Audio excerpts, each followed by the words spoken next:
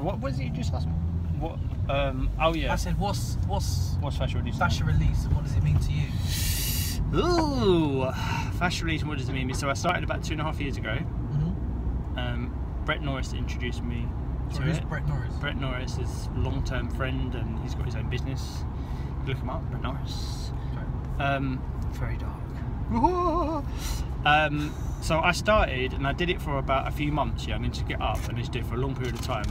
Yeah. And then basically, I was like, your brain is either it wants to live in as much pleasure as possible. You don't want to live in pain. So when you're giving it pain, it's like screw you. So basically, it's through discipline that I've just done it now for a long period of time, most days. And like, I've got basically lumps. I mean, it's a mixture of like muscular, what I do, muscular and fascia. But the fascia just basically is the web that goes around all your body. So layer on top of your muscles. That's the easiest way to describe it. Yeah, under your skin. Yeah. So directly under your skin. Yeah. It's like it's a part of your skin, or it's a part of your muscle. It's on top of your muscle. But you need to. I mean, so what your fascia? You're saying your fascia gets tighter. Yeah. So it just kind of restricts. Like say with my knee. Or even, I tell you what, right, so with fascia, what I found, because what I used to do with Fascia Release, yeah, I used to roll, you know the roller I've got? I used to roll it, just keep rolling it, and with my T-band, with my quads, and it was just basically, well, it didn't really do anything. So what I did is I get the ball, and then I put that right in the divot of my hip, and what that does, you can feel it, it starts releasing all the way down. Yeah, and even into your knee, into your calf, everything. Oh, wow. It's completely mad. And then after that, what Brett said to me to do, which I didn't do for up until the past few months, is your glute. Because your glute, that's even more of a killer, because obviously your biggest muscle. So what I do is I get the ball, and a hockey ball. You get a hockey ball and you stick it up your jacksie. and that releases the fascia. That releases fascia. So yeah, you put that on, and you just what I do is I let it dissolve. I also let it go down at an angle, like when you do a butterfly. You know, when you do a butterfly stretch, you just lay and you let your legs just widen. Okay. But you just obviously do that with one leg, because the other leg is straight, and the leg you've got in a like a half butterfly, the ball's underneath. But I've got all this on Insta, Natural Miss Olympia, coming to you. Yeah, so I'm going to put that up actually on this page on Facebook and Instagram. But yeah, I need to know. That's why I've made a different channel, like, as well, so that I can expand. So like today, I've done loads of Fascia Release, loads of it. So you feel better for it. You can have. Yeah, now I've got to go and choose to go and do more, and I have to do it throughout the day, if I can. So like with my neck, I don't know if you get, in the game, like basically my neck, like it went in the game, and I could feel it before I started. Yeah, I could. This is why I stopped MMA. This is why I stopped football, and it's held me back for so many years. So I didn't have any tools so basically just go down the pub. Do you know what I'm saying? Because that's the easy thing to do in it, because you want to have the most pleasure and the least pain, which most people do. So you just cut it out in sport, really, isn't it? So if I don't know how to, if you don't, but the thing is, you've got to study yourself, isn't it? That's the biggest thing. You've got to study yourself. Yeah. Be a study of yourself. So why do you feel that fascia relief is so important to you? Do you know what? Actually releases your emotions as well. Like when you do it, for me, it's like a connection to your muscle and also your emotional. Oh. So basically, all that, because when I went to an osteopath years ago, he said, "Look, your thing is, everyone says different things, but he said that your bones, they're fine, but you've got years and years worth of emotion in your body, and it's just all tense. From childhood, and all things that happened, and a lot of people just don't talk about it, and probably people that do go to the pub or do different things, or they have a lot of trapped emotion, or like say like people that were sports people, and then they don't know how to go back to sports and they just, you know, go to different things because they don't have any tools. So, I mean, I need to. I've written loads and loads of stuff down about it. Yeah. So I used to write before more than I used to vlog, which I'm trying to do both now because it's important to do both because you don't get, you know, it's good to have those both of those. So I need to go back to basics and make a book out of it and all my findings because every day is different. But some days you might get an emotional release where you're. I find I get that emotional release when I actually train in the gym. So it's like you let all of that aggression, you let all of that pain and pleasure just through your drive, and you achieve that success. Do you know what I'm trying to say? It's like a lot of different things, but they're all the same, but they're an emotional / physical connection. Like some people might liken it to scoring a goal. Some people might say, you know, you just completed a workout and you got your max reps, or do you know what I'm trying to say? Like, or you done it, or another way. It's weird how that. It's like The Rock. He said when he goes for a run in the morning, that's his meditation. Do you know what I mean? You've got to find what works for you.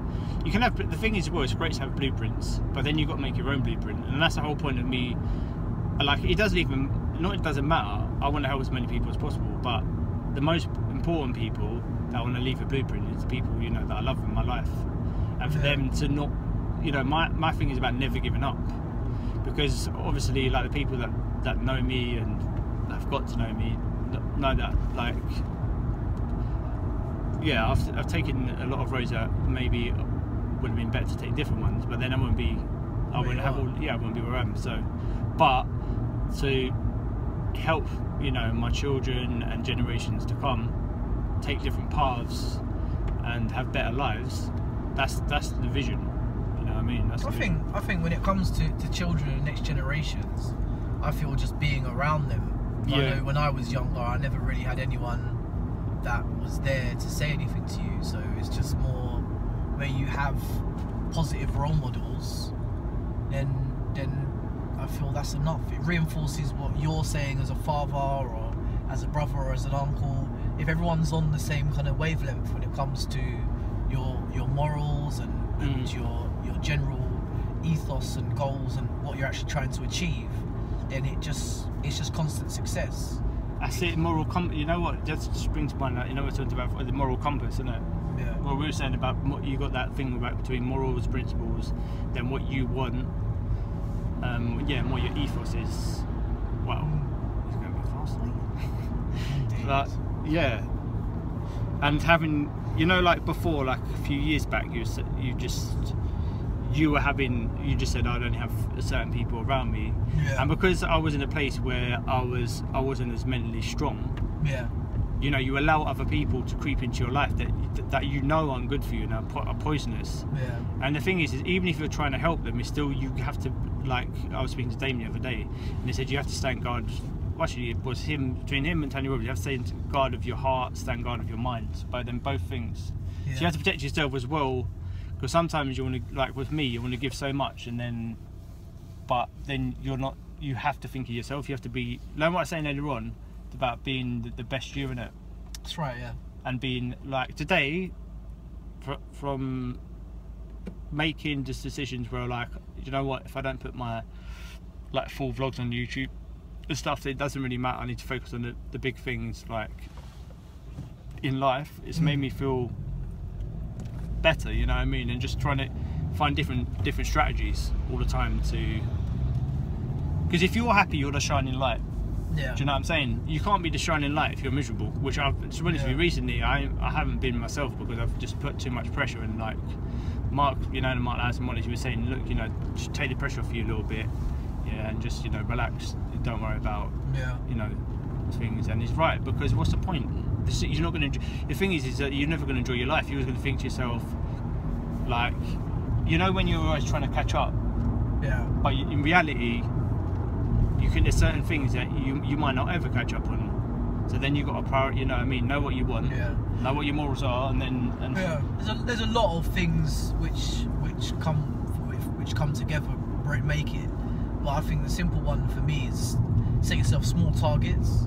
Just have your small targets, mid targets, and long-term targets, but you're always constantly making ground on them if you make them attainable. So, you know, when you get to your long-term target, you break it down in what you actually need to do to get there, and then you get small successes. Because if you have something which is unachievable, you'll just kind of stop and not actually bother doing it because it seems as though it's unattainable.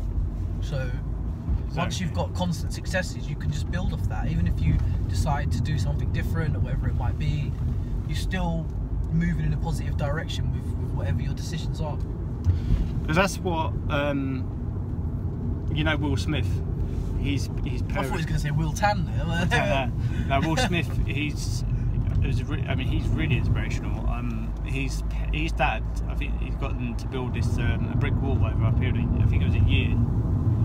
And cut long story short, I mean, you can look that up, but it's about like life, one brick at a time. Yeah. And that's like my vision is to help the world transform one step at a time. Starting with my family, well, myself first, my family, the people around me that I love, and yeah, community, and just building upon that. Because there's a lot of people in the world that want to are making that movement to transform themselves and make the world a better place. You know what I mean? It doesn't have to be. It depends because some days you wake up and with everything that's going on, if you could focus on that, you're like, oh my goodness, don't even want to be in this world. Yeah. Like, that's what that goes through my mind. But then I'm like, if you focus on something else, say like there's no channel of like the transformational news or the good news, like isn't that? I mean, that I know of anyway. So my channels are like listening to Tony Robbins, or like if I talk to you, that's a nice channel. It's a nice channel. Really? Or just, you know, like, yeah, life is it's an interesting one, isn't it, mate? It's an interesting one. Yes, indeed, my friend. Alright, well, thank you, Liam. No Mr. worries, Canning. bro. No worries. I love this guy.